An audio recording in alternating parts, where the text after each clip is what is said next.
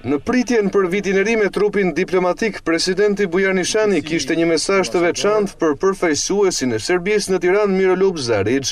Mbajtja në fuqi nga Republika e Serbisë e masave efektive politiko-ligjore të kohës së Miloševićit për Kosovën nuk i shërben frymës së pajtimit dhe po ashtu vijimi i bllokimit të Kosovës në nivel rajonal dhe ndërkombëtar bie ndesh me angazhimet e marra. Shqipëria mbështet qartasi ecjen përpara të rajonit dhe jo kthimin prapa në ditët e errëta, kur regjimi i Miloševićit agresonte dhe aplikonte spastrime etnike të gjitha vendeve të rajonit. Kreu i shtetit thënë se Shqipëria ka demonstruar se dëshiron marrëdhënie miqësore me fqinjët e saj, por theksoi se nuk mund të hesht kur flitet për të drejtat e shqiptarëve në rajon.